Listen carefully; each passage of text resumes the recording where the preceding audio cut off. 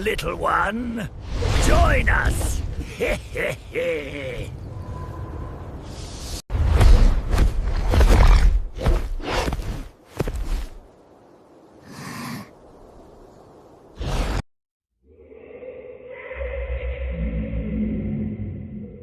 In the absolute stillness of a room consumed by shadows, where the only source of light is the cold, flickering glow of a computer monitor, have you ever experienced a sudden, inexplicable chill that seems to originate, not from the air around you, but from deep within your own bones? It is a sensation that defies the rational mind, a feeling of an invisible weight pressing down upon your shoulders, as if a silent intruder has stepped into the room and is now standing directly behind you, watching your every move with an intensity that borders on physical touch. You turn around, expecting to find a tangible person, or perhaps a traditional specter of the deceased, but the space is empty, leaving only the lingering, prickly sensation of a gaze that will not depart. This is not the work of a ghost from the past, or a soul that has long since transitioned to the other side. What you are sensing is the raw, unadulterated energy of a living human being whose consciousness has fractured and traveled across space to find you. This is the phenomenon known as the ikisuryo, or the living spirit, a concept deeply rooted in the oldest layers of human consciousness, and one that remains a terrifying reality in our modern, hyper-connected world. Unlike the spirits of the departed, which often seek closure or a path to the afterlife, the living spirit is fueled by the ongoing, pulsating life force of its sender. It is a manifestation of extreme emotional turmoil, hatred, jealousy, or an all-consuming obsession that has become too powerful to be contained within the vessel of the human body. Ancient Japanese traditions teach us that the living spirit is far more dangerous than any ghost, because it possesses a direct link to the physical world through the living heart of its creator. As long as the sender continues to breathe and harbor their distorted feelings, the spirit is constantly recharged, making it an inescapable predator that can bypass any physical or spiritual barrier. This is not mere superstition, but a complex intersection of folklore and what we might now consider the fringes of quantum mechanics and bioelectromagnetism. To understand the gravity of this threat, we must look into the historical accounts that first defined this horror, and examine how the human mind possesses the hidden capability to project itself as a weapon of pure intent.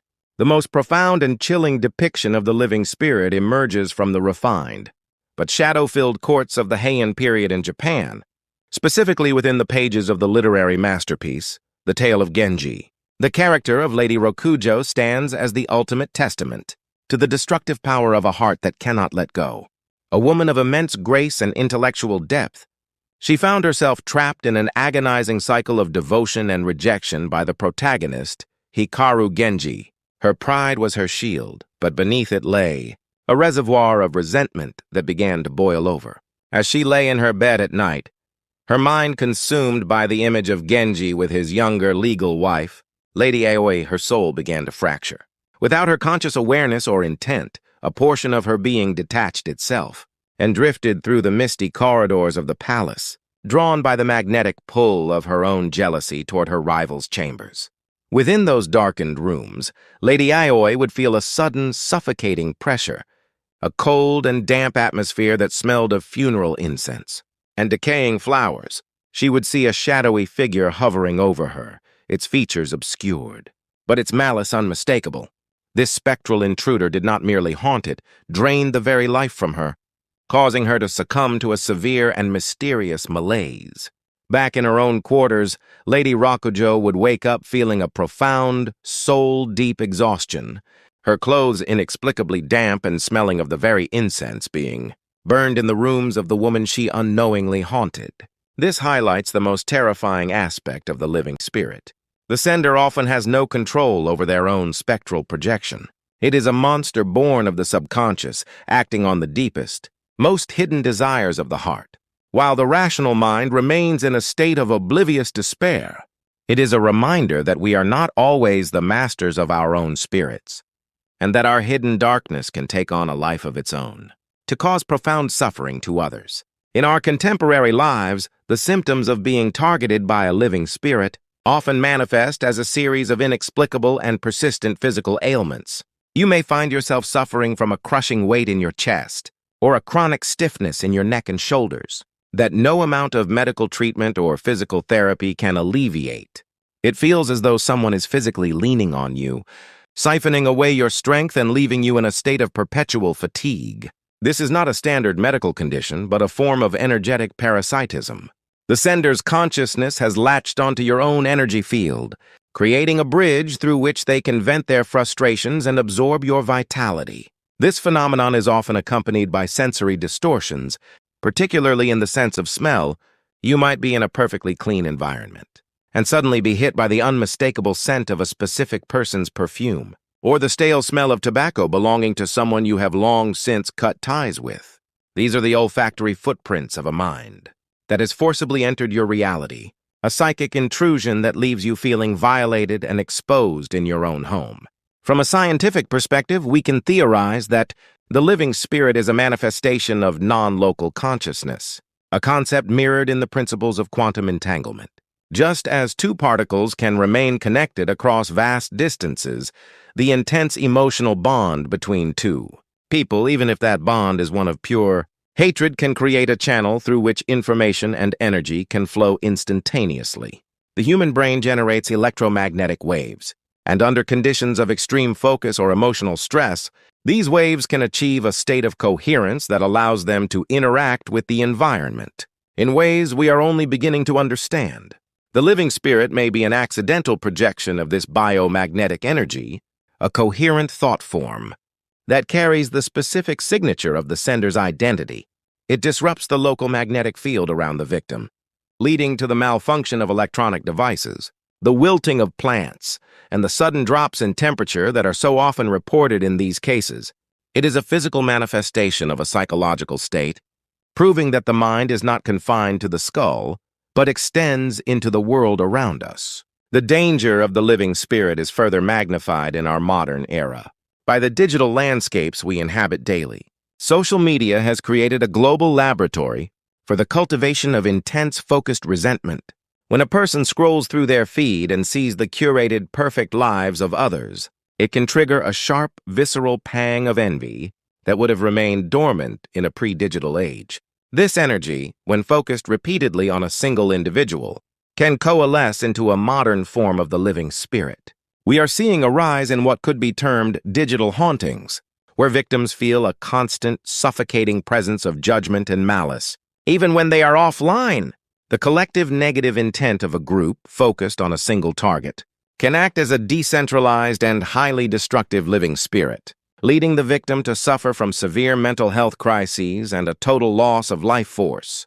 We must recognize that every like, every comment, and every hidden thought carries a weight of intent that can ripple through the spiritual fabric of our reality, sometimes with devastating consequences.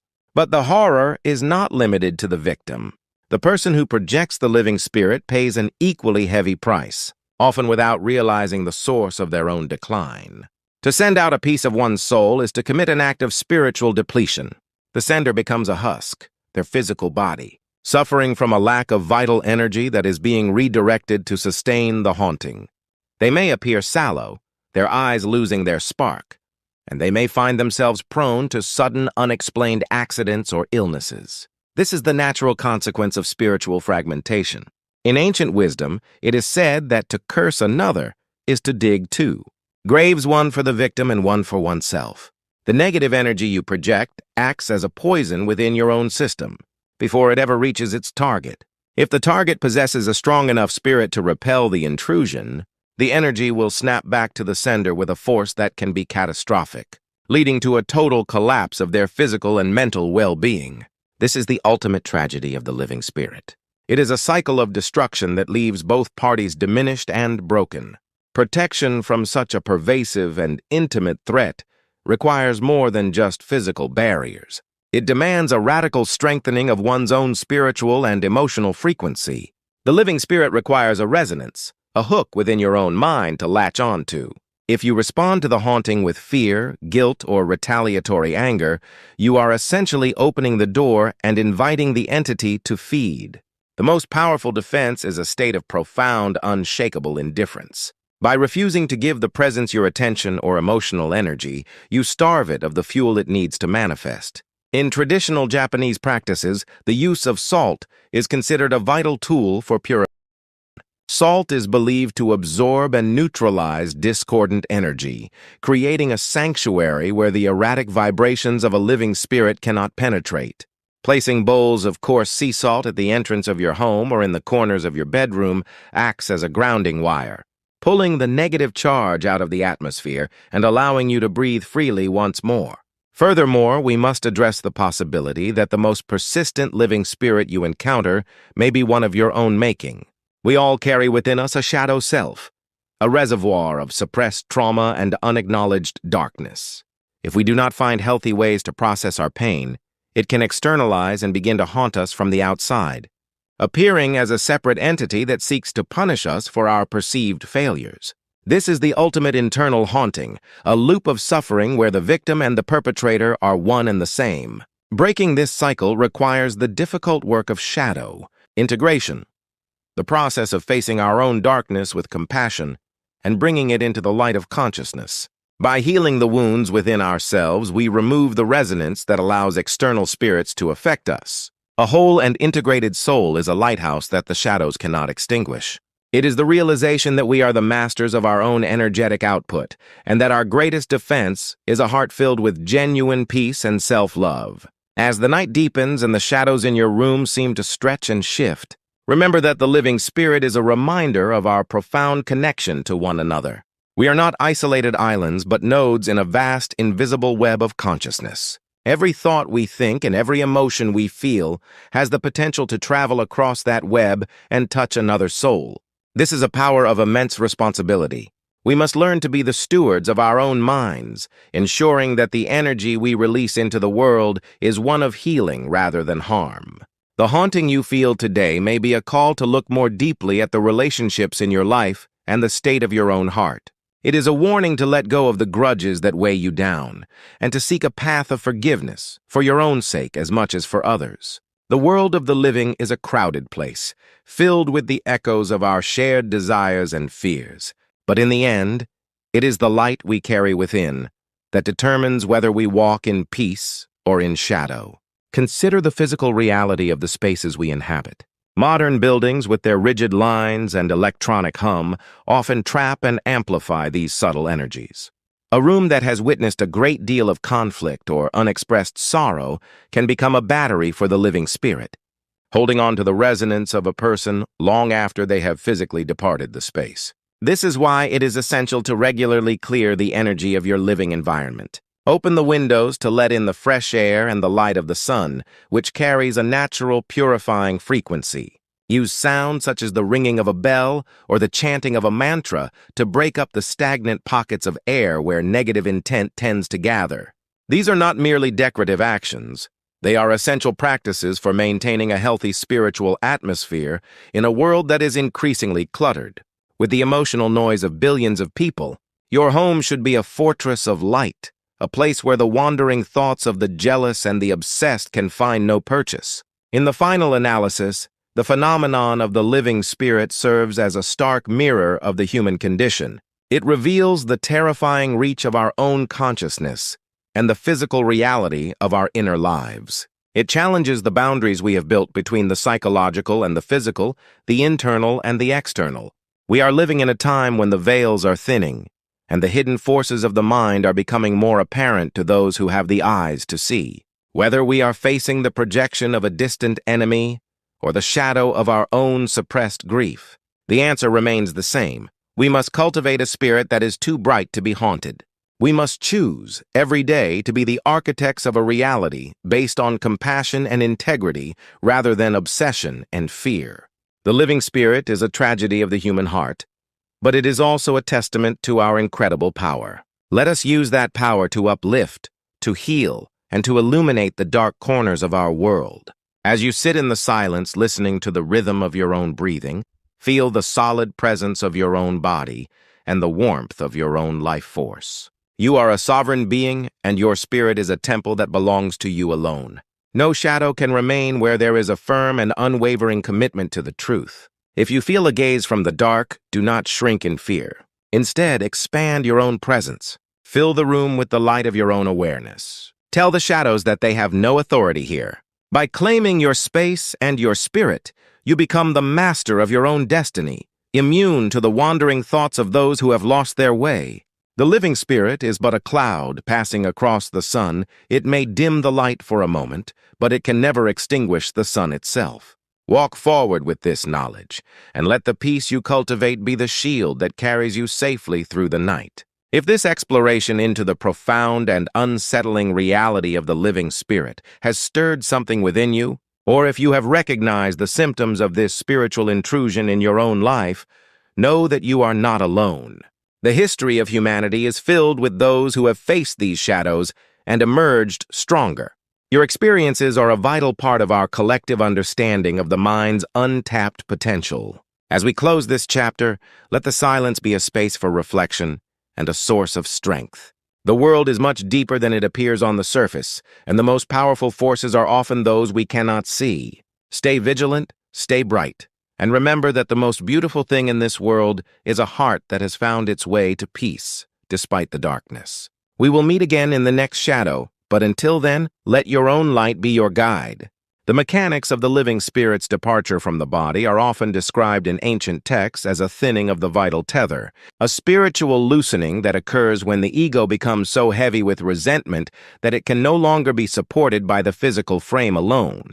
Imagine the soul not as a solid, monolithic block, but as a fluid energy that is held in place by the tension of our daily morality and social inhibitions. When these inhibitions are dissolved by a singular, blinding focus on another person, the fluid leaks out through the cracks of our self-control. This is why many who are identified as the senders of these spirits often report a sensation of coldness in their limbs, or a sudden, dramatic drop in their own body temperature at the exact moment their victim is being attacked. The heat of their life force is literally being exported to fuel the manifestation elsewhere. In the historical records of the Onmyodo, the practitioners of yin-yang divination, this was known as the wandering of the shadow soul. They believed that the human being consists of multiple layers of spirit, and the most volatile of these is the one governed by our animalistic impulses. When this layer breaks free, it does not possess the reason or the mercy of the conscious mind. It is a creature of pure, unfiltered instinct, seeking only to satisfy the hunger of the grievance that birthed it. This brings us to the fascinating and terrifying role of the environment in facilitating these spiritual assaults.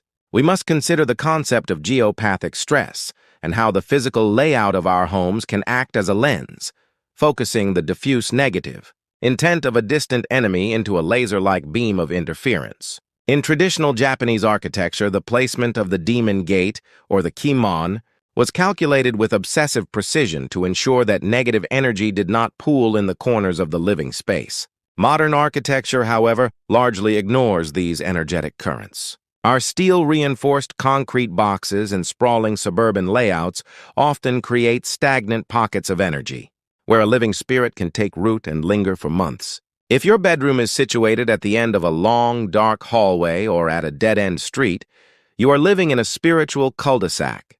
The energy sent toward you has nowhere to go. It hits the wall of your home and begins to circulate, growing more dense and more hostile with every passing day. This is why some people feel an immediate sense of relief the moment they step outside their front door, only to feel the weight return the second they cross the threshold back into their own space. The haunting is not just in your mind, it is etched into the very magnetic signature of the walls you inhabit. To counter such a deeply entrenched presence, historical practitioners utilized more than just salt. They employed the power of sacred geometry and the vibration of the spoken word. The use of kuji-kiri, the 9 symbolic hand gestures, was designed You are lost, little one. Join us.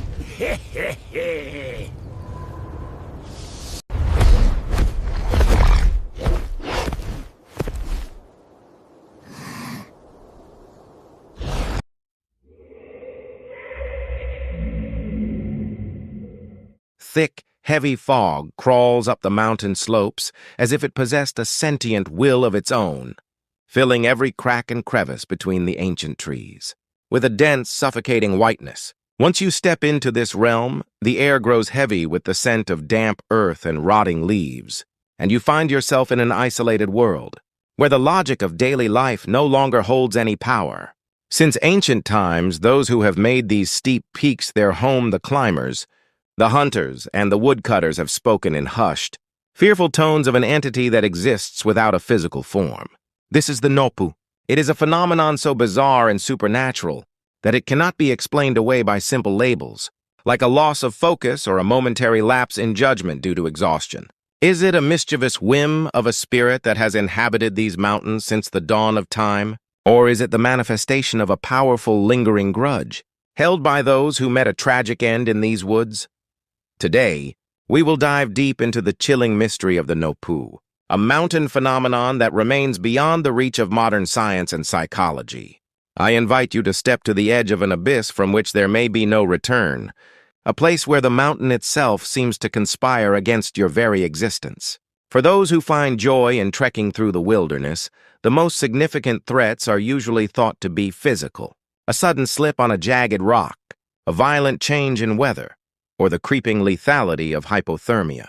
However, have you ever experienced a moment where a clear, well-trodden path suddenly appears, where no map says it should be, or where a landscape you have traversed dozens of times suddenly shifts into something unrecognizable?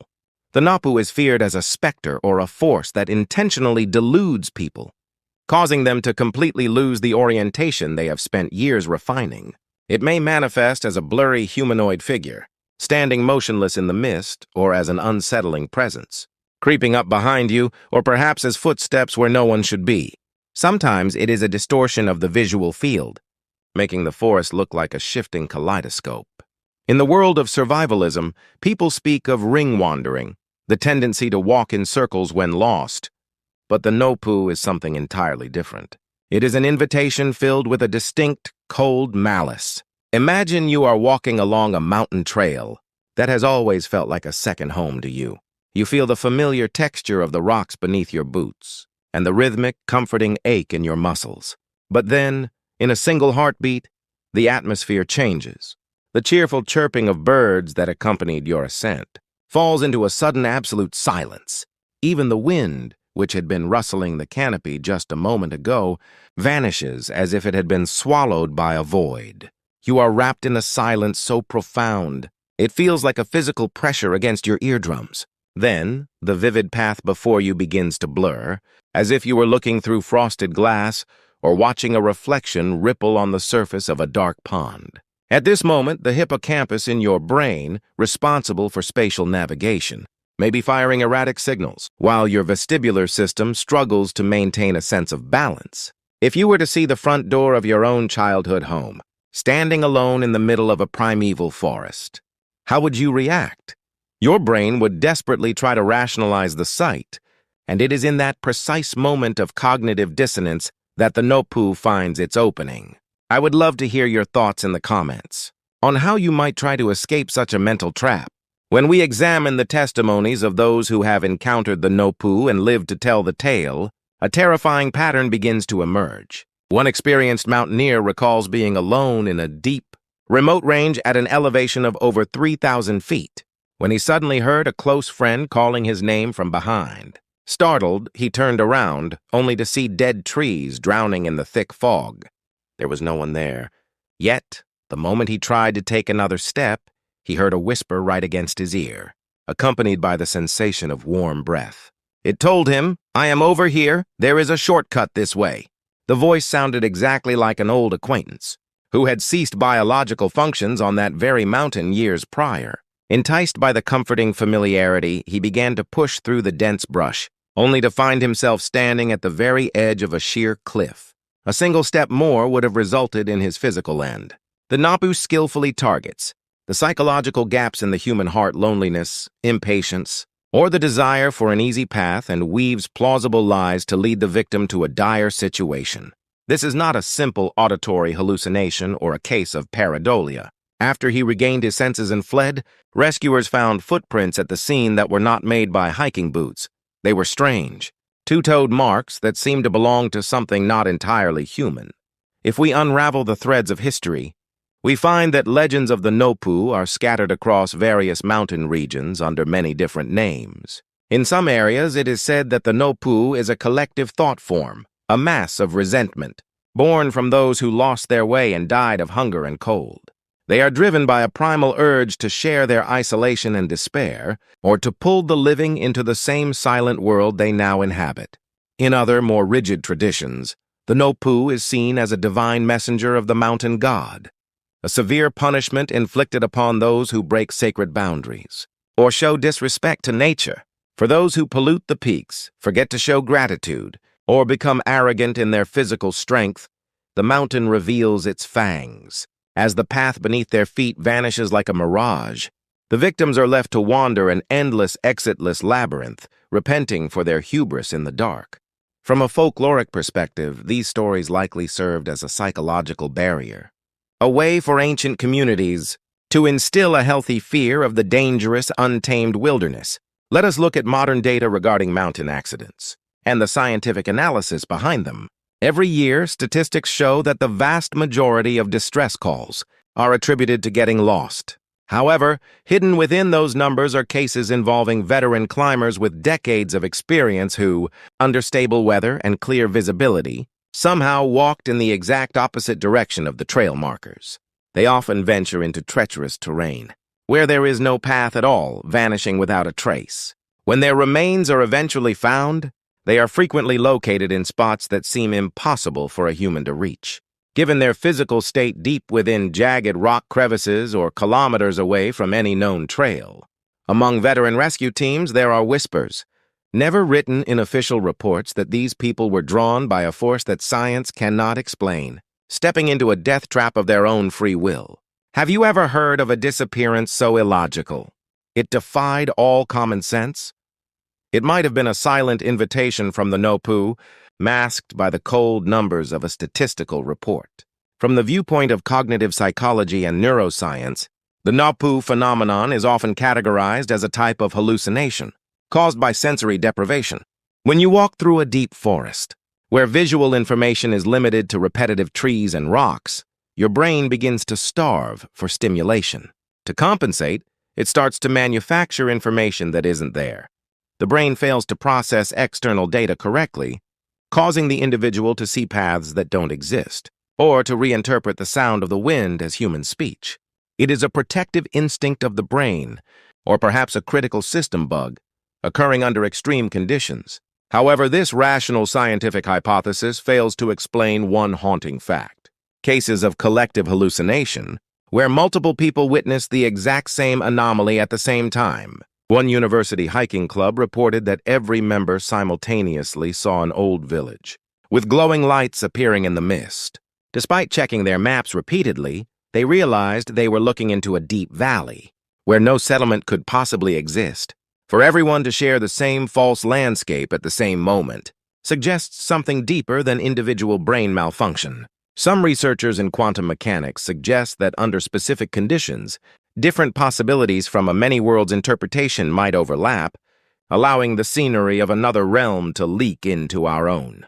The terror of the Nopu is deepened by its diverse patterns of appearance, and its ability to fundamentally overwrite a person's perception. Sometimes it appears as the silent back of a companion walking just ahead of you, leading you away from the main trail without a word. At other times, it seems to magically alter the text on mountain signage, making you misread the directions so that you feel a false sense of certainty that you are on the right path. The most terrifying aspect of the Nopu's curse is that the victim often remains completely unaware that they are being deceived until the very last moment. They believe they are heading toward the summit or the trailhead, feeling a surge of hope and confidence as they walk toward their own end. This gap between subjective correctness and objective despair is the true essence of the Nopu, highlighting the profound fragility of human existence. How much can you truly trust the world you see before your eyes? If you should ever encounter the Nopu or feel that the logic of the world is beginning to slip away, how can you protect yourself? According to the wisdom of village elders who have lived alongside the mountains for generations, The most effective countermeasure is to stop immediately and sit down the moment you feel a sense of wrongness.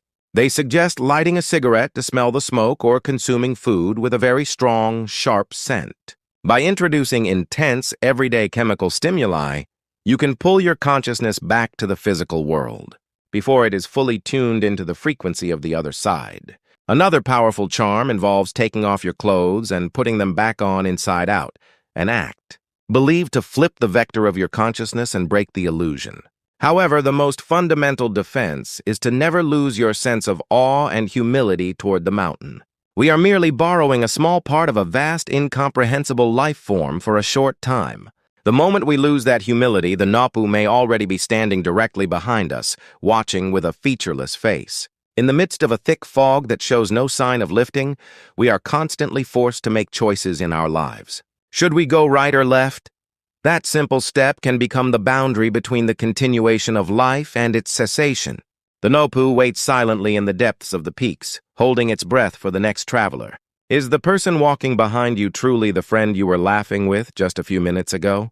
If you look down, is your shadow stretching in an unnatural direction, regardless of the sun's position?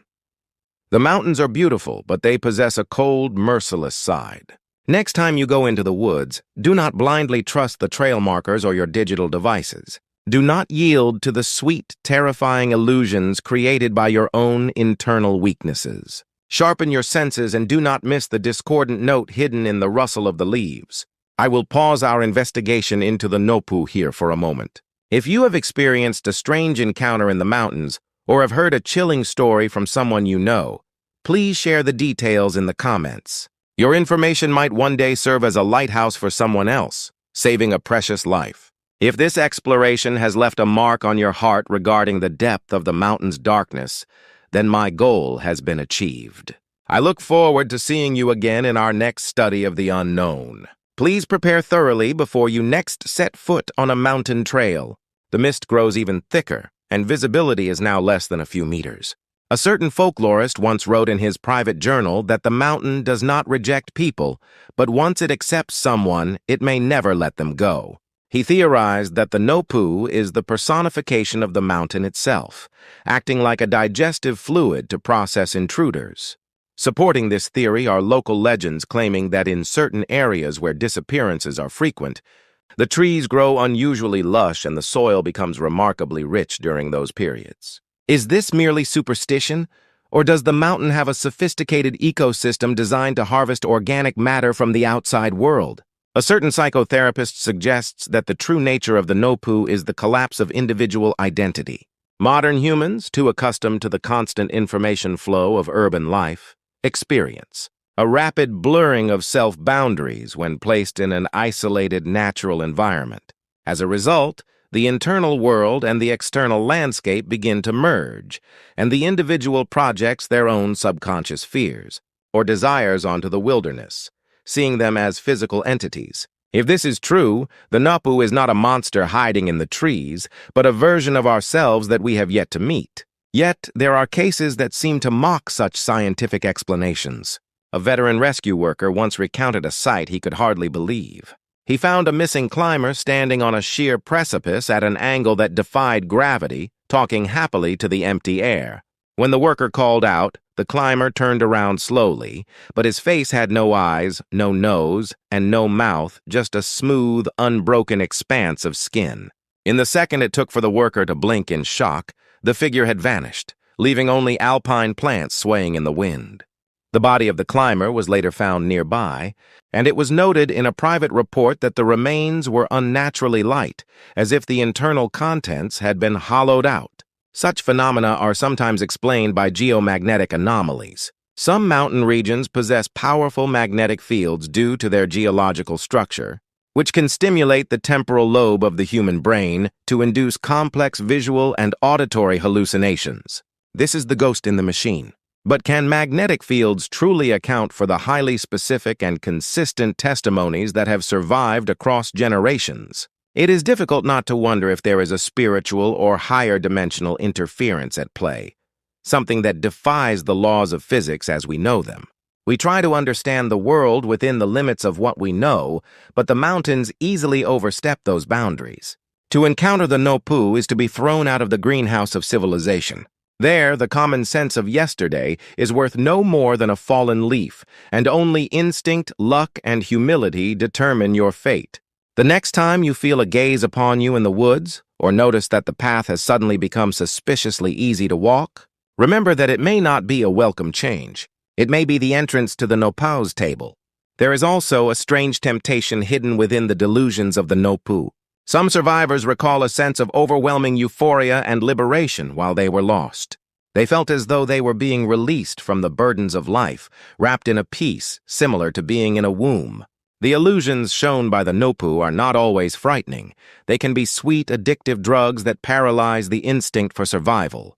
This euphoria is the most dangerous poison of all, accelerating one's walk toward the end. We also cannot ignore the role of modern technology. Even with the latest smartphones and satellite communicators, there are reports of devices behaving unpredictably under the influence of the Nopu. Map screens show the user moving at impossible speeds, or batteries that were full a moment ago suddenly drained to zero.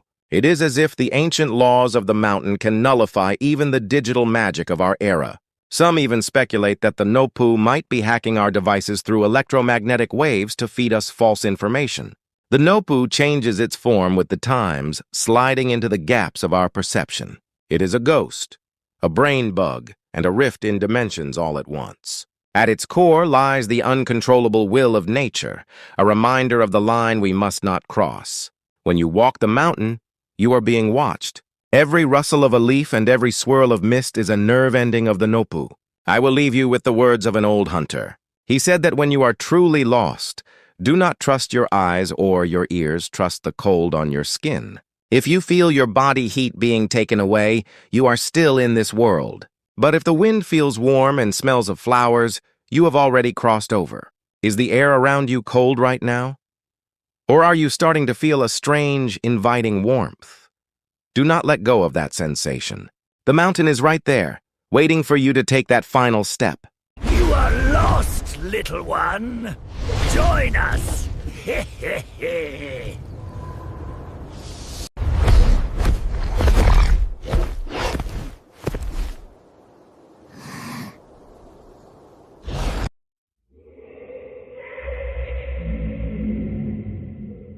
The silence of the deep mountains is not a void, but a heavy, expectant presence that weighs upon the soul of any traveler who dares to wander off the beaten path.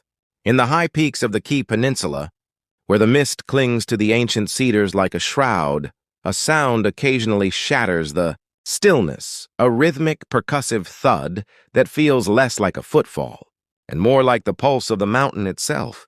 This is the herald of the Hitodotara, a creature of singular form and terrifying mystery that has haunted the collective psyche of Japan for centuries. It is described as a monstrous entity possessing only a single massive eye and one powerful leg, a design that seems to defy the laws of biological symmetry. Yet, when one stands in the freezing shadows of the forest, the logic of the natural world feels thin and fragile, and the possibility of such a misshapen horror becomes a suffocating reality.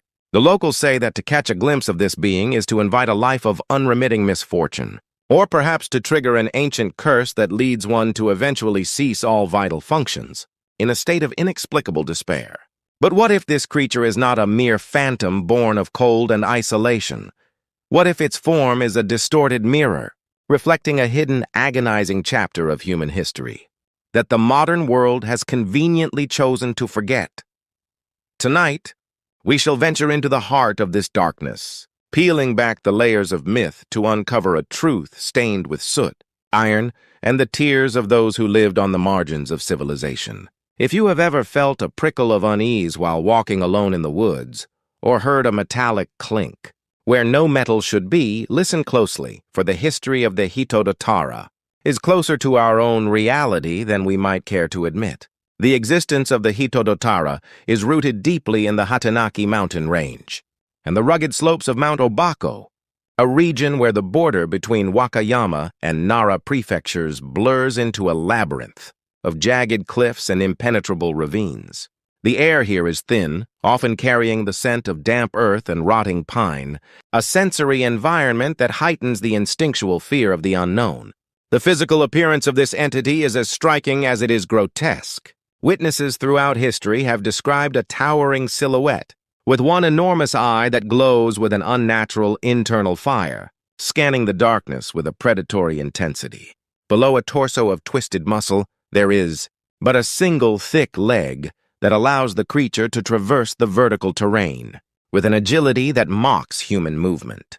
When winter blankets these peaks in white, the creature leaves behind tracks that defy conventional tracking. Deep singular depressions in the snow that look as though a massive wooden pestle has been driven into the earth by a giant. The psychological impact of discovering these tracks is profound. The realization that something massive is hopping through the frozen wasteland, closing the distance with every heavy impact, can drive a person to the brink of madness.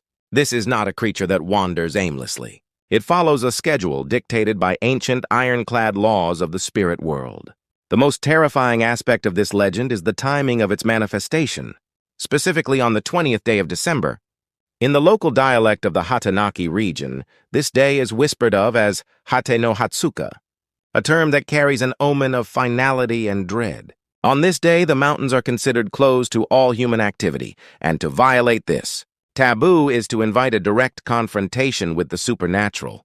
The atmosphere in the villages surrounding the mountains on this day is one of suffocating tension. Families huddle indoors, bolting their doors and avoiding even the smallest glance toward the darkened peaks. It is believed that anyone foolish enough to tread the mountain paths on the 20th will be hunted by the Hitodotara, resulting in a permanent cessation of their life or a psychological trauma, so severe they never truly return from the heights. This rigid periodicity suggests that the creature is not merely a wild beast, but a guardian of a specific temporal boundary, a remnant of a time when the cycles of nature and the activities of man were governed by a much harsher set of spiritual negotiations.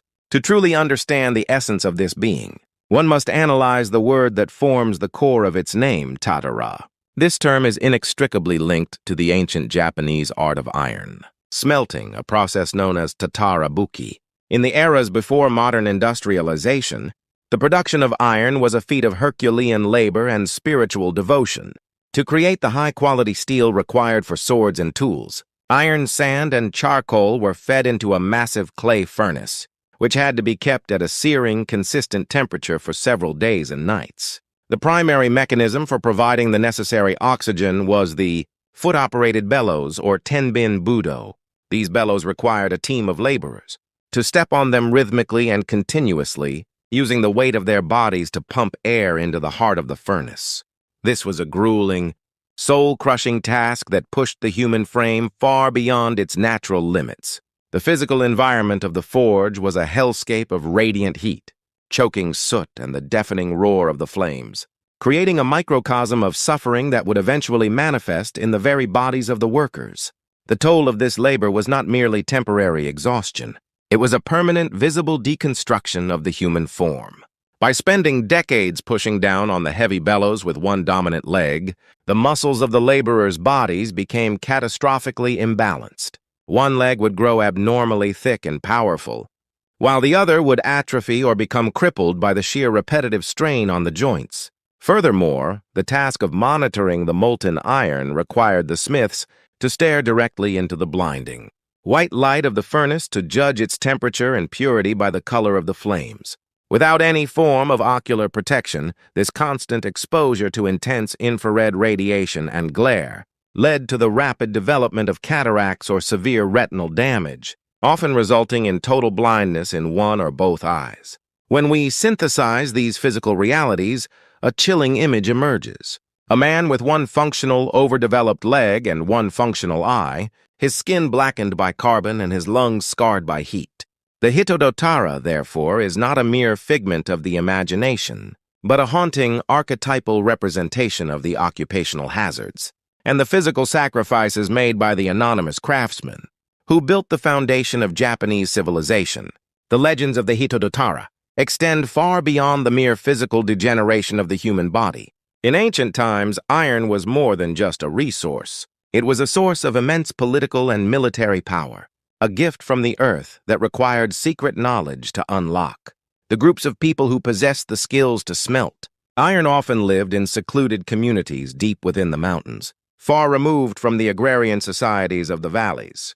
These smithing clans were shrouded in mystery, maintaining their own internal laws, rituals, and languages to prevent their technological secrets from leaking to rival factions.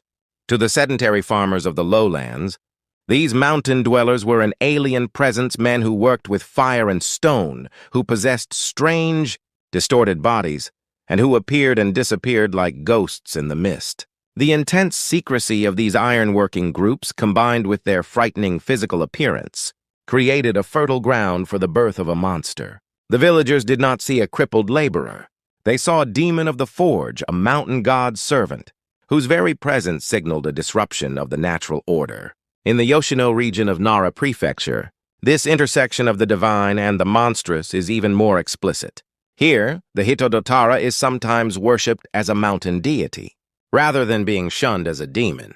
In the fluid landscape of Japanese folklore, the line between a god and a monster is often determined by the attitude of the observer and the quality of the interaction. When the people treat the mountain with respect and provide the necessary offerings, the entity acts as a protector of the iron veins and the forest. However, when the sanctity of the peaks is violated, such as by entering the forest on a forbidden day, the deity's benevolence curdles into a violent wrath, and the god takes on the form of the one-eyed, one-legged stalker. This duality reflects a deep-seated behavioral economics of the soul, the belief that the gifts of the mountain come at a price, and that price is often the physical and mental well-being of those who seek its treasures. The Hitodotara serves as a personification of this transactional fear, a reminder that the extraction of wealth from the earth always leaves a scar, both on the landscape and on the humans who do the work. If we dig even deeper into the bedrock of Japanese mythology, we find the divine ancestor of this mountain specter, the god Abominable Ikanokami. This deity, whose name literally translates to the one-eyed god of the heavens, is the patron of blacksmiths and metalworkers. While he does not feature prominently in the central narratives of the Kojiki or the Nihon Shoki, his presence is felt in the margins of ancient genealogies and local shrine traditions. He represents the primordial power of the forge, the divine spark that turns raw ore into a sharp blade. However, as the centuries passed and new religious systems like Buddhism and centralized Shinto took hold, the older, more specialized deities of the peripheral clans began to lose their status. They were relegated to the shadows, their shrines falling into ruin and their names forgotten by the ruling elite. It is a common phenomenon in folklore for a fallen god to transform into a yokai, a monster. One could argue that the Hitodotara is the tragic, lingering shadow of Abominable Ikanokami, a once glorious deity of industry who has been reduced to a limping horror, wandering the mountains in a state of eternal resentment for a world that no longer remembers his name. The sound of iron being struck that accompanies his appearance is the ghostly echo of his former divinity, a rhythmic reminder of the power he once held over the fate of nations. To bring this into a more visceral focus, let us consider a specific account passed down through generations of mountain hunters. Imagine a man, driven by desperation or perhaps an arrogant disregard for tradition, who decides to track a wounded deer into the heart of the Hatanaki Range on the 20th of December. The sky is the color of a bruised plum, and the wind carries a biting chill that seems to pierce through bone. As he descends into a deep valley, the silence is suddenly punctured by a sound that chills his blood, a rhythmic thudding that vibrates through the very soles of his boots. He turns to see a trail of deep circular pits in the snow, each one large enough to swallow a man's head. There is no trail of a second foot, only a single relentless line of impacts. Panicked, he climbs an ancient gnarled pine tree and watches from the branches. Out of the swirling snow emerges a figure that defies all reason. It is a mass of shadow and muscle, standing nearly 8 feet tall, with a single, unblinking eye that reflects the pale light of the moon like a polished mirror. The creature pauses, tilts its head, and then emits a sound that is not a scream, but a sharp, resonant clang like a hammer striking an anvil in an empty cathedral. The hunter survives, but he returns to his village a hollow shell of his former self, his hair turned white and his voice lost forever. This story highlights the psychological weight of the encounter, the way the creature's presence shatters the victim's understanding of reality, leaving them in a state of permanent spiritual dislocation. In the mountains of Wakayama, particularly near Mount Obako, there is a variation of the legend that describes the Hitodo Tara, sliding over the tops of bamboo leaves with the speed of a falling star. This detail adds a layer of supernatural grace to an otherwise clunky hopping monster. From a sociological perspective, this might be a distorted memory of the incredible mountain climbing skills possessed by the itinerant smiths and miners. These men, who spent their entire lives navigating the treacherous slopes to find ore and timber, developed a familiarity with the terrain that would seem magical to a sedentary farmer. Their ability to move quickly through dense underbrush and over slippery slopes was translated into the mythic capability of the yokai. There is also a more grounded biological theory that attempts to explain the phenomenon as a misidentification of the now extinct Japanese wolf. When a wolf travels through deep snow, it often places its hind paw in the exact impression left by its front paw, to conserve energy, a behavior known as direct registering. To an untrained eye peering through a blizzard, these overlapping tracks can look like the prints of a single-legged creature. However, the wolf theory fails to account for the metallic sounds or the singular eye. It suggests that while nature provides the canvas, it is the human history of labor and religion that provides the paint for the portrait of the Hitodotara. The very name, Hitodotara, carries an air of profound melancholy when whispered in the cold mountain air. The word Datara was once used as a title of respect for the master smiths, the men who understood the language of fire and stone. They were the alchemists of their age, transforming the earth's raw materials into the tools of survival. Yet their reward was a life of isolation and a body broken by the very technology they mastered. They loved the mountains, for the mountains provided the ore and the charcoal that fueled their passion. But they were also the mountains' prisoners. The footprints left in the snow by the Hitodotara are the only remaining testament to their existence. A spectral signature of a class of people who were essential to society but were never truly a part of it. As we surround ourselves with the sleek, mass-produced metal products of the modern age, we have lost our connection to the source of these materials. The Hitodotara serves as a grim reminder of the human cost of progress, a ghost that emerges from the fog to remind us that every advancement is built upon a foundation of sacrifice. This folklore plays an essential role in the spiritual ecology of Japan. It acts as a mechanism for maintaining a balance between human ambition and natural limits. By designating a specific day as forbidden, the legend of the Hitodotara enforced a period of rest for both the workers and the environment. It prevented the over-extraction of resources and gave the mountain a chance to breathe without the constant pressure of human presence. In our modern high-speed society, where the expectation of 247 productivity has become a global norm, the wisdom of the Forbidden Day feels more relevant than ever. The yokai is a manifestation of the collective subconscious urging us to stop, to respect the boundaries of the sacred, and to acknowledge that there are forces in this world that do not answer to human will. The Hitodotara is the guardian of the pause, the enforcer of the boundary between the world of the living and the world of the ancient silent earth. As we conclude our investigation into the shadow of the one-legged smith, let us reflect on the true nature of this being. Is it merely a monster of the imagination, designed to scare children and keep hunters out of the cold? Or is it a living monument to the thousands of men who lost their sight and their mobility in the service of the forge? Perhaps it is both a cultural ghost that carries the weight of a forgotten industry and the resentment of a displaced god. The answer remains hidden in the shifting mists of the Hatanaki Range, audible only to those who possess the courage to listen to the sounds of the mountain night. But one thing is certain: as long as we continue to ignore the lessons of history and the sanctity of the natural world, the Hitodotara will continue to hop through the darkness, its single eye watching for the next person who dares to cross the line. Tonight, if you hear a heavy thud against the side of your house or the faint, distant ring of a hammer against steel, do not go to the window. Do not seek to satisfy your curiosity. Instead, turn off the lights, sit in the silence, and offer a moment of respect to the broken men and the forgotten gods, who still walk the high ridges, waiting for the world to remember them. Thank you for joining me on this journey into the dark heart of Japanese folklore.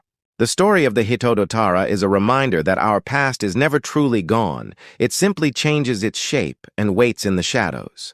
If you found this exploration into the hidden history of the mountains intriguing, I invite you to share your own thoughts and experiences. Have you ever encountered a taboo or a local legend that defies explanation? Do you have stories of the mountains that have been passed down in your family? Please share them in the comments, as these stories are the threads that keep our history alive. We will continue to peel back the veil of the unknown in our future investigations, seeking the truth behind the monsters that haunt our dreams. Until then, stay safe and remember to listen to the warnings of the wind. We shall meet again in the next chapter of The Unseen World. You are lost, little one. Join us.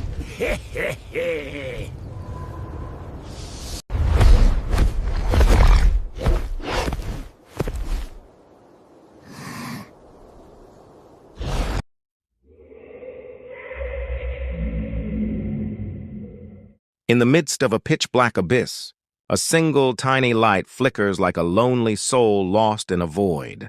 The nights of the Edo period were fundamentally different from the dim evenings we know today, protected as we are by the artificial safety of streetlights and the ubiquitous blue-white glow of smartphones.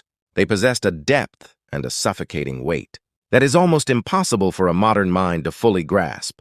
When the sun dipped below the western horizon, and the faint, lingering glow of twilight vanished into the earth, the world was swallowed by a true darkness. This was not merely the absence of light, but a physical presence of darkness that felt heavy, pressing against the skin with an invisible damp force. Within the fragile walls of a wooden house, you could hear the wind whistling through microscopic gaps, the distant, mournful howl of a stray beast, and even the frantic rhythm of your own heartbeat echoing in the sudden, oppressive silence. In this vast, empty space, people huddled around the meager light of an Andan lantern, treating that fragile, dancing flame with a mixture of reverence and primal dread. It was in such a silence, where even the sense of sight ceased to function properly, that a sound would suddenly slice through the stillness. It was a wet, unsettling noise that seemed to vibrate in the very marrow of one's bones.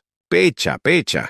It was the sound of something persistently, almost rhythmically, lapping up a thick, viscous liquid with a disturbing intensity.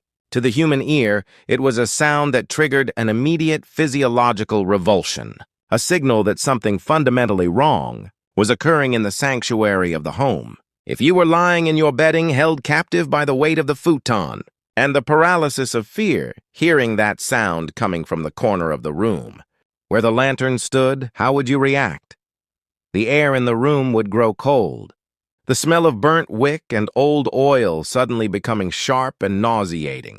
If you gathered the courage to lift your heavy eyelids and turn your gaze toward the source of that sound, you would find a sight that defies all logic and comfort. There, bathed in the wavering orange glow of the lantern, sits a small infant. At first glance, it might look like any other baby, perhaps not yet old enough to crawl or speak. But as your eyes adjust, the horror of the scene reveals itself with agonizing clarity. The infant is not resting or crying for its mother instead. It has reached its tiny, plump hands toward the Andan lantern, skillfully peeling back the translucent paper cover to reveal the pool of oil within.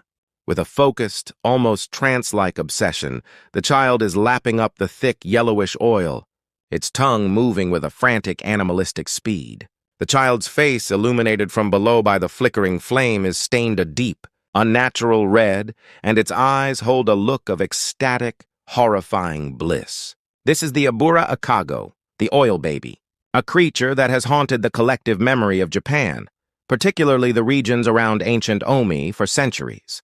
To encounter such a being was to witness a perversion of the most sacred symbol of the future, a child. When the people of that era stood before this strange apparition, their hearts were not filled with the warmth of parental instinct, but with a chilling realization of the grotesque. Why does this infant reject the nourishment of a mother's milk? or the warmth of a simple rice gruel in favor of the greasy, foul-smelling oil used for illumination? The answer lies far beyond the boundaries of a simple ghost story intended to frighten children. It is rooted in the harsh, uncompromising realities of life in the Edo period, the desperate struggle for survival, and the inescapable weight of human transgression. From a folkloric and mythological perspective, the Abura Akago represents the intrusion of the hidden, world the Yokai into the domestic sphere. The home, which should be a fortress against the terrors of the night, becomes a stage for the impossible. This evening we will delve deep into the true identity of the oil baby, peeling back the layers of legend to uncover the historical and social truths hidden beneath its unsettling form. Have you ever felt a subtle movement in the corner of a darkened room, or a slight vibration in the air when you thought you were alone?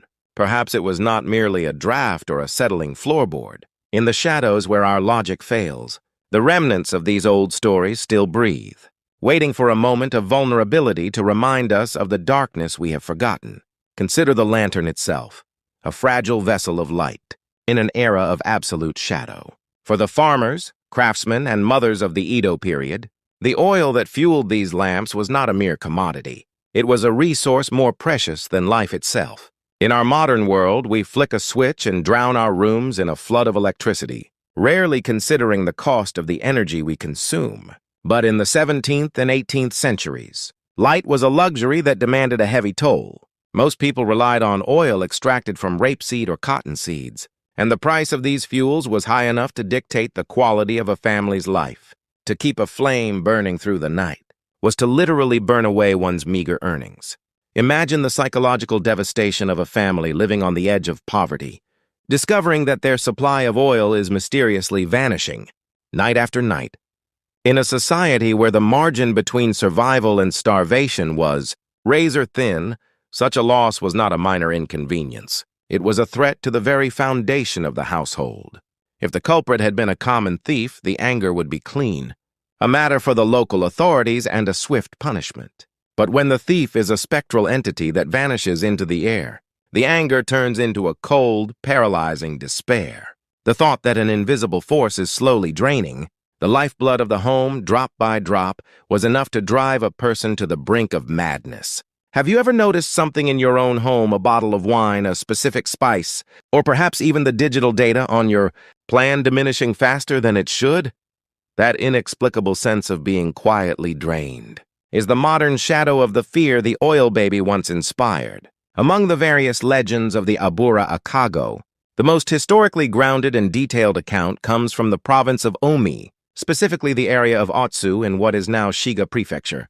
In the bustling crossroads of Otsu, there once stood a sacred statue of the Jizo Bosatsu, a deity revered as the protector of travelers and the souls of children.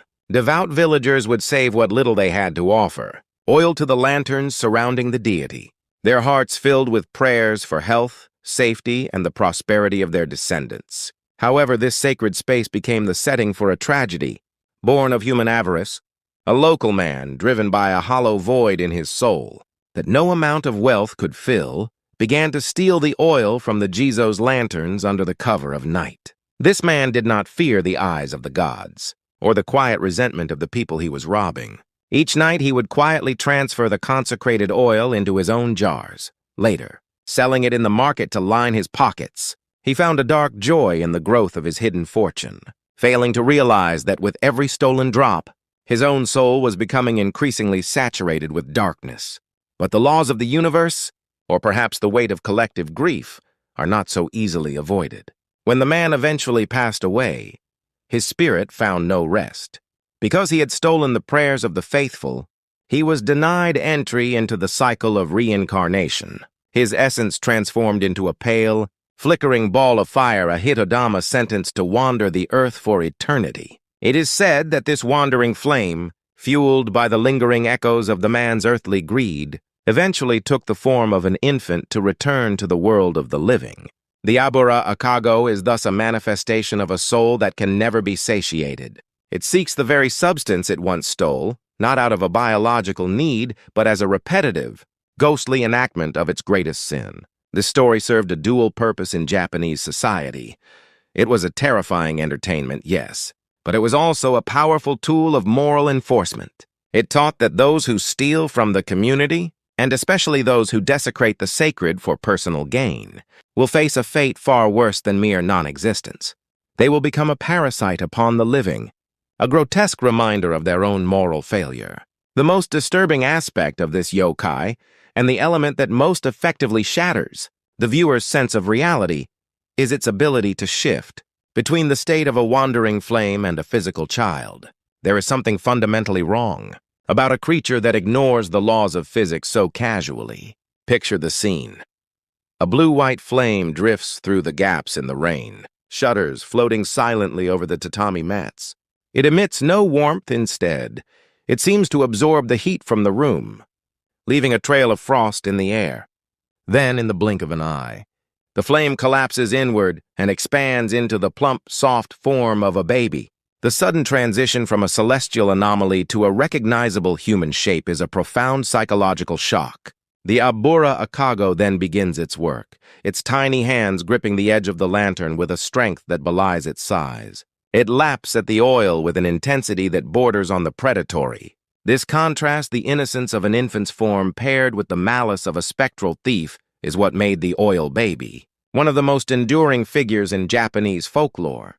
Even the great ukiyo-e artist Toriyama Sekien, in his masterpiece Gazu Hyaki Yagyo, captured this creature with a chilling realism. In his illustration, the baby is hunched over, its back, rounded like a small animal, focused entirely on the consumption of the oil, while the shadows around it seem to writhe with a life of their own. Why choose the form of an infant? If we look deeper into the collective subconscious of the period, we find a hidden, unspoken fear that every parent harbored. A child is a promise of the future, but in a world of scarcity, a child is also a profound economic burden. There was always a dark, suppressed anxiety that a child might grow to become a mouth, to feed, that the family could not sustain, a presence that would drain the household's resources without ever giving back. The Abura Akago is the literalization of this anxiety. It is the parasite child, the being that looks like your own flesh and blood, but exists only to consume the very light you need to survive. Furthermore, the existence of the Abura Akago reflects the macroeconomic pressures of the time. During the Middle and Late Edo period, the price of oil was a matter of national concern. Poor harvests of rapeseed, the monopolization of markets by powerful merchant guilds in Osaka, and the instability of transport routes often led to sudden vertical spikes in the cost of fuel. For the common people, to have light was to burn money. The stress of this economic instability, the constant pressure to save, and the fear of an uncertain future needed an outlet. The oil baby became the face of that pressure. It was a personification of the inflation and resource scarcity that haunted every waking hour of the poor. In our modern context, we might compare this to the anxiety we feel when energy prices soar or when inflation erodes our savings. Imagine if there were a spectral entity that sat in your living room at night, invisible but active, draining your bank account, consuming your internet bandwidth and sapping the charge from your devices. We have replaced the physical oil with digital and financial flows, but the underlying fear of being quietly, relentlessly depleted remains the same. The Abura Akago is not a dusty relic of the past. It is a timeless metaphor for the fear of resource exhaustion and the vulnerability of our domestic sanctuaries. There was also a darker, more social dimension to the legend of the Abura Akago. In the tightly knit, self-policing communities of old Japan, such legends were often used as a means of social exclusion. If a child in a particular family showed an unusual preference for oily foods, or if a household's lamps seemed to go out more frequently than others, the neighbors would whisper, "That family has an oil baby," they would say. Such a rumor was a social death sentence. It implied that the family was cursed, perhaps as a result of a secret sin committed by an ancestor. Once labeled, a family would find themselves isolated. Their business would suffer. Their children would be unable to find marriage partners, and they would be slowly pushed to the fringes of the community. Behind the supernatural mask of the yokai lay the very real, very human malice of social stigmatization.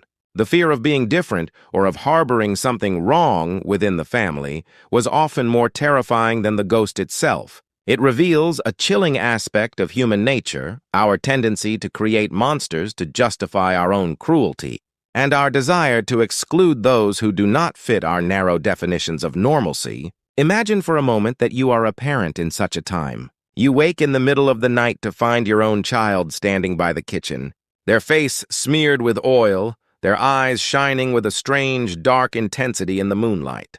Would you be able to see them as your beloved offspring, perhaps suffering from a strange illness or a deficiency? Or would the weight of the legends crush your heart, making you see a monster where your child once was? Would you protect them from the world, or would you cast them out to save your own standing in the village?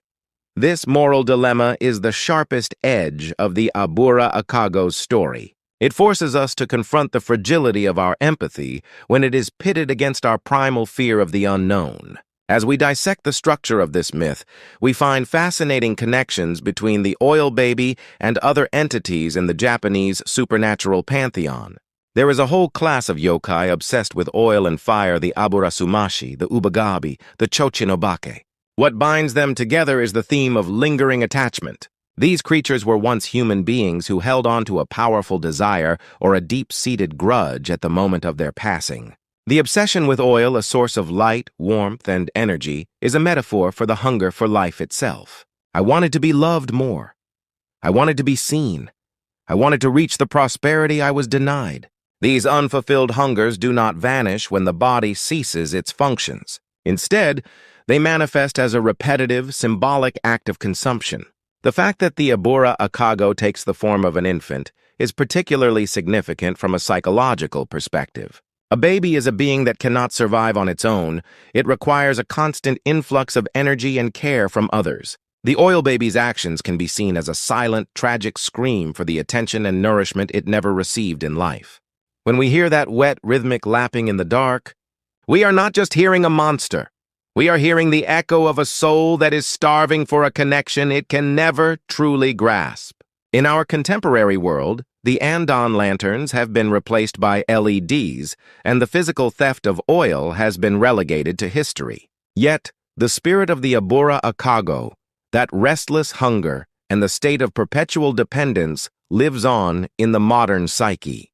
Look at the people gathered under the neon lights of 24-hour convenience stores late at night, or those of us who stare into the blue light of our screens until the early hours of the dawn, consuming an endless stream of digital information. Are we not, in a sense, modern versions of the oil baby? We feel a compulsion to consume digital oil, likes, comments, news, entertainment to convince ourselves that we still exist, that we are not yet swallowed by the darkness of isolation. Just as the people of the Edo period feared the physical shadows, we fear the silence of being ignored and the darkness of being disconnected. We drain our own mental and emotional energy to keep our digital lamps burning, often at the cost of our own well-being. The legend of the Abura Akago asks us, what are you consuming to stay whole? Is the light you are chasing actually warming your soul, or is it merely a hollow substitute for the true connection you crave? The more we explore this figure, the more we realize that the Abura Akago is not a simple monster designed to scare children into behaving. It is a sophisticated cultural artifact, a crystalline structure composed of history, macroeconomics, and the universal patterns of the human mind. On its small, fragile-looking back, it carries the sorrow of the nameless people who struggled through the upheavals of the Edo period, and the timeless, primal dread of being alone in the dark. It reminds us that our fears are never truly gone, they only change their shape to fit the era we live in. If you are alone in your room tonight and you hear a faint, wet sound pecha coming from behind the wall or from the depths of your closet, do not be too quick to dismiss it. It might be the memory of a lost age, slipping through a crack in the fabric of time to seek the energy it needs to sustain its haunting. In that moment, do not turn around. Do not look into the shadows. Behind you, there may sit an infant with a face as red as a dying ember, smiling a toothless, oily smile as it waits for the light in your heart to flicker just enough for it to take a taste. It does not want to hurt you in the way a common beast might. It simply wants to consume the very essence of the light you have built your life around. The darkness of Edo was a graveyard for many stories we have forgotten. And the Abura Akago is just one inhabitant of that vast, silent archive. To trace the footsteps of these monsters is to look into a mirror that reveals the parts of our own humanity we would rather not see. Yokai have always been with us, standing just out of sight, illuminating the shadows of our own hearts with their strange, unsettling presence. As we sit here in the safety of our modern world, the story of the oil baby serves as a bridge, connecting us to the struggles and the profound imagination of those who came before us. Now, as the long, strange tale of the infant who licks the lanterns draws to a close, perhaps we can take away a small lesson. In an age of excess, the Abura Akago reminds us of the value of what we have, and the importance of compassion for those who are starving, whether for oil, for food, or for love. When the simple act of sharing becomes difficult, when we focus only on our own consumption, the shadow of the oil baby grows longer, reaching toward us from the corners of our rooms. Check the resources around you, your time, your attention, your emotional energy. Are they being drained by something you cannot see? Are you unknowingly feeding a monster that sits quietly in your shadow? Take a moment to acknowledge the light you carry and the responsibility that comes with it. If this story, flickering like a dying flame in the deep night, has resonated with the hidden chambers of your heart, I invite you to make this place a landmark for your future travels into the unknown. Please consider subscribing to this channel and leaving a like. Think of it as offering a fresh drop of oil to our communal lantern. Your support is the very energy that allows us to weave the next story, to keep the darkness at bay for just a little while longer. Each interaction is a way to ensure that the light of these ancient tales continues to burn, illuminating the path for all of us who seek to understand the mysteries of the human spirit. The night is still deep, and outside a cold wind is whispering against the glass. Let us not peer any further into the abyss for tonight. Sleep peacefully, but as you extinguish the lights, remember the weight of the silence that follows. If something seems to laugh softly in the dark after the switch is flipped, do not worry, it is likely just the settling of the house. Or perhaps it is the quiet satisfaction of a guest who has found exactly what they were looking for. Good night, and may your oil last until the dawn.